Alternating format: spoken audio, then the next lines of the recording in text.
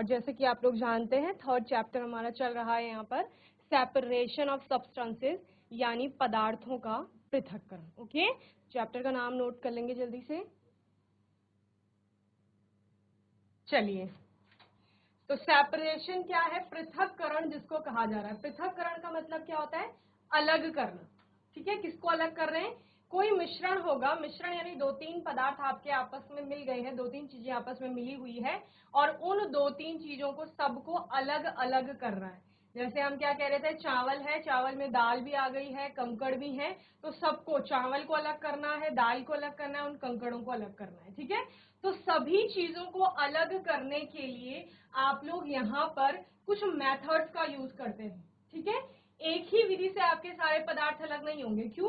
क्योंकि पदार्थों के गुण बदलते हैं। कुछ पदार्थों के कण बहुत ज्यादा बड़े होते हैं, कुछ के बहुत छोटे होते हैं, कुछ की अवस्थाओं में परिवर्तन होता है, तो इस प्रकार से वेट में उनका डिफरेंस हो सकता है। तो इस तरह से आप अलग अलग पदार्थों की बात करते हैं जिनमें अलग अलग गुण हैं। अलग अलग गुण होने के कारण अलग अलग विधियों से उनको सेपरेट किया जा रहा है। ओके, सबसे पहले हैंड पिकिंग आया था, हस्तचयन, जिसमें आपने कहा कि इस प्रकार से बड़ी जो अशुद्धियां हैं उनमें उनको क्या किया जाएगा? हाथ से उठा करके अलग किया जाएगा, क्योंकि वो आंखों से दिख रही हैं आपको। ठीक है, देन आपने बोला कि दूसरे प्रकार का हमारा मेथड है थ्रेसिंग, जिसमें क्या किया जाता है?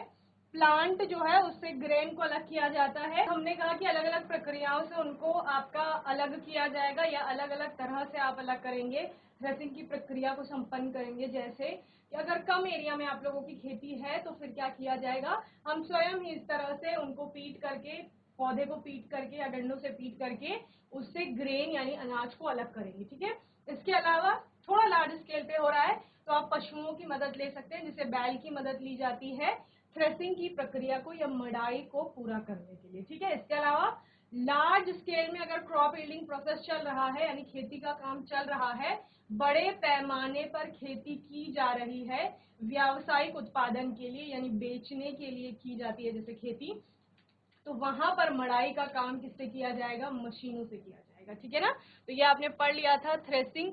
विनोइंग हम लोगों ने पढ़ा था। अब विनोइंग में पदार्थ कैसे होंगे? पदार्थ एक के कण भारी होंगे, एक आपका भारी पदार्थ होगा और दूसरे के कण कैसे होंगे? हल्के होंगे, यानी वेट में यहाँ डिफरेंस आ गया। हमने कहा ना पदार्थों के गुण में भिन्नता होगी, अलग अलग जगह अलग अलग प्रकार के पदार्थ आपके पाए जाएंगे। ठीक है, तो यहाँ पर आपका वेट में डिफरेंस आ रहा है। तो विनोइंग में क्या होता है? एक हाइट से आपके मिश्रण को गिराया जाएगा और एक हाइट से गिराने के बाद क्या होगा? जो भारी कण है वो इस तरफ आ जाएंगे और जो हल्के कण हैं वो आपका हवा के साथ बह करके अलग हो जाएंगे। ओके, तो ये आपका विनोइंग यानी कि निष्पावन इसको कहा जाता है। ओके, जैसे कि अनाज से भूसे को अलग किया जाता है तो वो भी विनोइंग आपका प्रक्रिया होती है। ओके, चलिए, सीविंग आपकी एक प्रक्रिया होती है, चालन, जिसमें सीव की मदद से हम क्या करते हैं? किसी भी पदार्थ को छानते हैं बेसिकली, और छान करके जो आपका एक साइज के कण होते हैं, जो छोटे कण होते हैं वो सीव से पार हो जाते हैं और इसमें जो बड़े आकार की अशुद्धि होगी वो सीव में भी आपकी फंस जाती है। ठीक है, सीव में ही फंस जाएगी यानी चलनी में फंस जाएगी। ओके, तो इस प्रकार से सीविंग, चालन या छलनी का प्रयोग करेंगे, चलनी का प्रयोग, और उससे बंद किया जाएगा। सेडिमेंटेशन आपने पढ़ा था, अवसादन, इसमें कुछ नहीं किया जाएगा, सिर्फ आपका पदार्थ है जो कि अविलेय होगा पानी में, उसमें आप पानी डाल देंगे। पानी डालने के बाद कुछ समय तक छोड़ देंगे, फिर क्या होगा? जो भी उसमें अशुद्धि है वो पानी के साथ ऊपर चल जाएगी, गुरुत्वीय बल के कारण आपका भारी जो कण है वो नीचे बैठ जाएंगे। जैसे आप चावल में पानी डालते हैं उसको वॉश करने से पहले, और फिर क्या होता है? इस तरह से चावल में पानी तो ऊपर आ जाता है लेकिन चावल के कण आपके नीचे बैठ जाते हैं, इसी को सेडिमेंटेशन कहा जाता है। देन क्या करते हैं? इस पानी को आप लोग गिराते हैं। ठीक है, अलग इसको किया जाता है और इसको क्या कहा जाता है बच्चे? इसको कहा जाता है आपका डिकेंटेशन यानी कि निस्तारण। ठीक है, निथारना भी इसे कहते हैं। ओके, चलिए, ये आपकी सेपरेटिंग फनल होती है, पृथककारी कीट जिसे कहा जाता है। इसकी मदद से क्या किया जाता है? डिकेंटेशन की प्रोसेस को और अच्छे से संपन्न कराया जाता है। जैसे हमने बोला कि एक सॉलिड में आपने लिक्विड डाला है, इसके अलावा दो लिक्विड को भी आप मिक्स कर सकते हैं। जैसे ऑयल और वाटर को आपने मिक्स किया, क्योंकि दोनों इमिक्सिबल्स हैं, यानी कि कैसे हैं, अमिश्रणीय है, दोनों मिक्स नहीं होते हैं आपस में, तो फिर क्या होता है, उनकी ऐसी लेयर्स बन जाती है। ये आपका तेल की परत बन गई, ये पानी की बन गई। ये सेपरेटिंग फनल बेसिकली कांच की बनी होती है, ठीक है। आपको क्लियरली विजिबल होगा कि इसके अंदर रखा क्या गया है। तो आपने यहाँ से इसमें तेल और पानी दोनों भर दिया, थोड़ी देर आपने इसको रखा तो क्या हुआ, 2 लेयर्स बन गई अलग अलग। जब 2 लेयर्स बन गई तो आपने क्या किया, यहाँ स्टॉप कॉक लगी हुई है, यानी ओपनिंग भी आप इसे कह सकते हैं, ठीक है। जैसे टैप होता है ना, टैप का आप ओपन करते हो तो पानी बाहर आ जाता है, उसी तरह से स्टॉप को भी आप लूज करेंगे, ओपन करेंगे तो यहाँ से आपका वाटर, क्योंकि नीचे की लेयर किसकी है, वाटर की, तो धीरे धीरे आपका वाटर क्या हो जाएगा, नीचे आपका आने लगेगा। तो आप यहाँ एक वेसल लगा देंगे, यानी ग्लासवेयर, तो वो आपका उसमें पानी कलेक्ट हो जाएगा, ठीक है। देन उसके बाद आप क्या करेंगे, जब सारा पानी नीचे आ गया तो इस स्टॉप कॉक को फिर से टाइट कर लेंगे या बंद कर लेंगे, जिससे क्या हो गया, सेपरेट कर रहे थे ना आप लोग, सेपरेट कर रहे थे ऑयल और वाटर को, तो ऑयल आपका इसी में रह गया और पानी जो वाटर है आपका वो आपने अलग दूसरे वेसल में कलेक्ट कर लिया है, ठीक है ना। तो इस तरह से दोनों को सेपरेट कर लिया। चलिए, जीआईसी फाटा, आवाज आ रही है आपको, हैंड रेज करो। चलिए, बात करेगा कोई, माइक ले लो जल्दी से, इसको बात करनी है। जीआईसी फाटा, माइक लो जल्दी से, फ्रंट में जो गर्ल बैठी है जल्दी से माइक लीजिए। Good morning ma'am. Very good morning, क्या नाम है बच्चे? मैम मेरा नाम तमन्ना है। तमन्ना, माइक क्यों नहीं लिया जब मैंने पहले कहा? आप तो बहुत अच्छे से आंसर करते हो।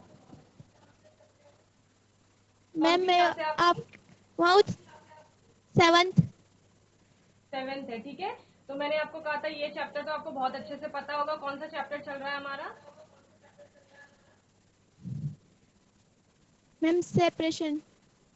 सेपरेशन ऑफ सब्सटेंसेस चल रहा है, ठीक है ना। चलिए, कोई भी एक विधि समझाइए मुझे सेपरेशन की, बताओ जल्दी से। कोई भी एक विधि, इतनी सारी विधियां पढ़ी हैं हमने, कोई एक विधि बताइए जो आपको अच्छे से पता होगी कि हमने पदार्थों को सेपरेट किया है और कौन सी विधि का वहां पर प्रयोग किया। मैम हस्तचयन। हस्तचयन, वेरी मैम गुड। हस्तचयन में जिन्हें हाथ जिन्हें हाथ से छाना जाता है उन्हें हस्तचयन कहते हैं। मुझे समझ नहीं आ रहा, फाटा हर बार छानने पे क्यों आ जाता है। ये मैंने आपको लास्ट सेशन में भी क्लियर किया था कि हस्तचयन में छानने की बात नहीं होगी, किसकी बात होगी बताओ।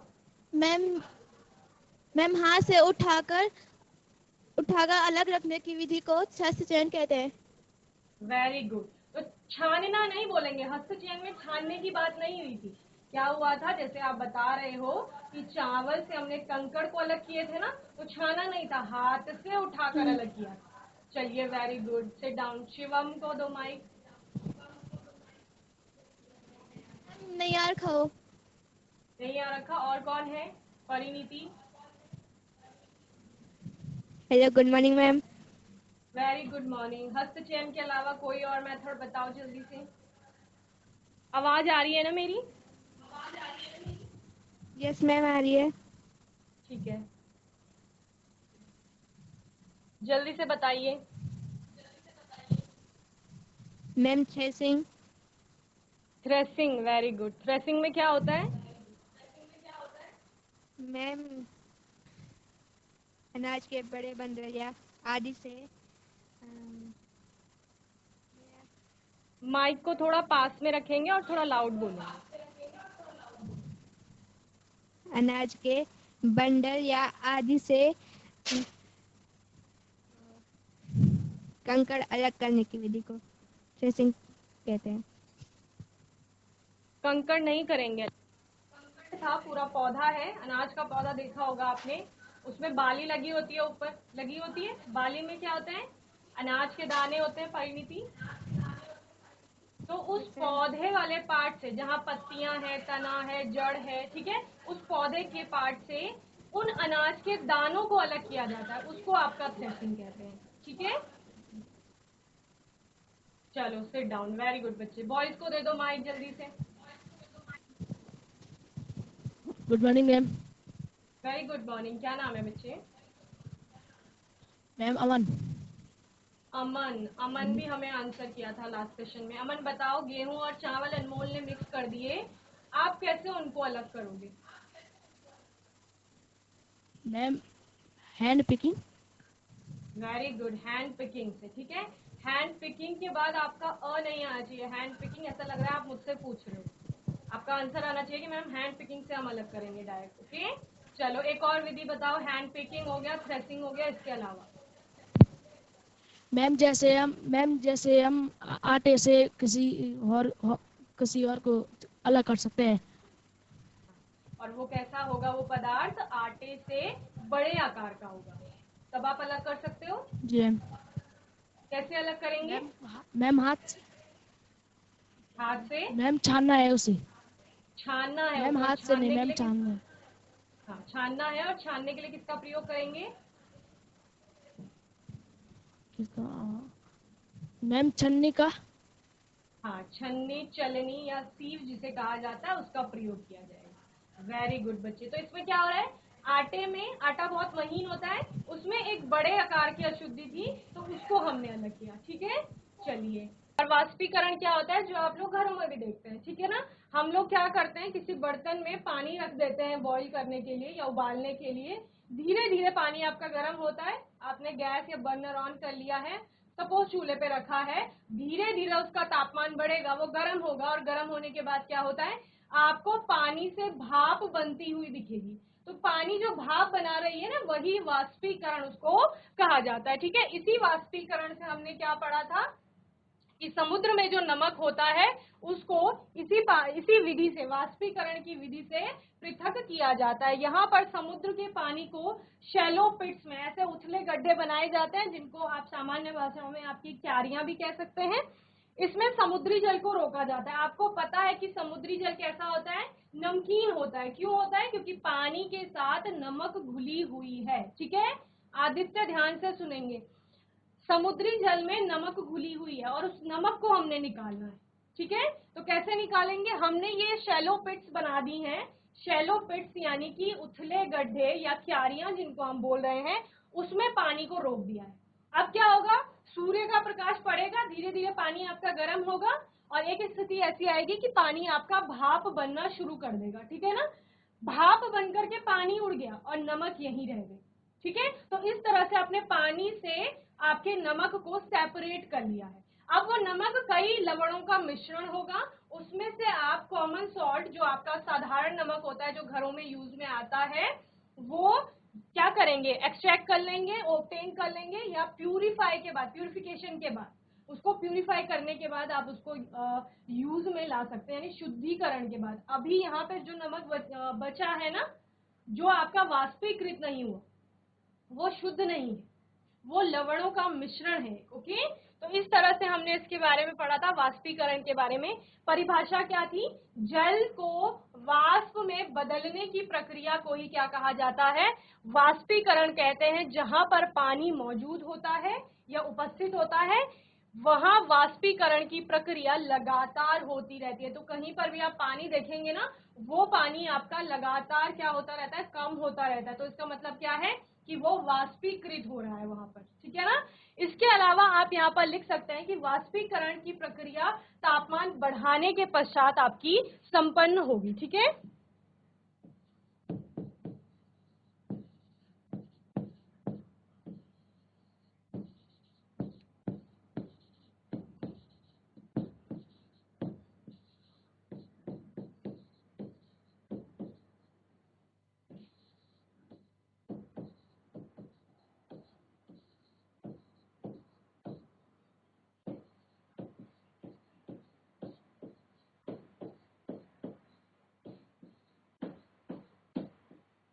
और वाष्पीकरण ऐसा नहीं है कि एकदम से हो जाता है, बहुत ज्यादा समय लगता है वाष्पीकृत होने के लिए। किसी भी लिक्विड को, या फिर आप वाटर की बात यहाँ पर कर रहे हैं, जल की, तो जल को बहुत समय लगेगा भाप में बदलने पर। ऐसा तो नहीं होता है ना कि पानी ने उबलना शुरू किया आपका और एकदम से सारा पानी भाप बन गया। वो समय लेता है, धीरे धीरे वो क्या होगा? भाप में परिवर्तित होगा। ठीक है, चलिए यहाँ पर आपको पिक्चर दिखाई गई है, इसमें क्या हो रहा है बच्चे, देखिए इवेपोरेशन की प्रक्रिया हो रही है। इवेपोरेशन में हो क्या रहा है, पानी के अणु थे, वो पानी के अणु यहाँ से ऊष्मा मिलते ही अपनी अवस्था परिवर्तित कर रहे हैं।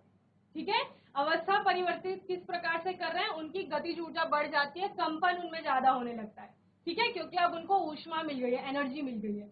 उसके पश्चात अवस्था परिवर्तन का मतलब क्या है, ये आपका सपोज जल है, और जल कौन सी अवस्था में होगा, द्रव अवस्था में होगा। ठीक है, जैसे ही इसको क्या मिला, यहां से आपने हीट दी, ऊष्मा दी, आपने गैस ऑन कर ली, उसके बाद क्या हुआ, ये जो जल था ये आपका भाप बन गया, वाष्प भी आप इसको बोल सकते हो। तो ये गैसीय अवस्था में चला गया, गैस की तरह उड़ने लगा ना भाप, तो गैसीय अवस्था में चला गया। ठीक है, लेकिन ये कब हुआ, जब आपने हीट दी उसको, यानी कोई ना कोई आपने ऐसा मीडियम चुना जिससे उसका तापमान बढ़ेगा।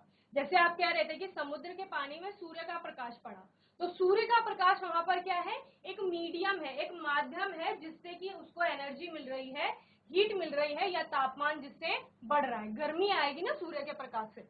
देखो यहाँ पर एक कहीं पर भी आपका किसी सरफेस पे ऐसे वाटर कलेक्ट हो गया है, पानी इकट्ठा हो गया है आपका, और उस पर सनलाइट पड़ रही है, सूर्य का प्रकाश पड़ रहा है, ये पानी आपका गर्म होगा धीरे धीरे, और उसके बाद क्या हो रहा है, ये आपका वेपर्स में कन्वर्ट हो रहा है, यानी कि भाप बना रहा है। ठीक है, तो इस तरह से आपका पूरा इवेपोरेशन की प्रक्रिया संपन्न होती है।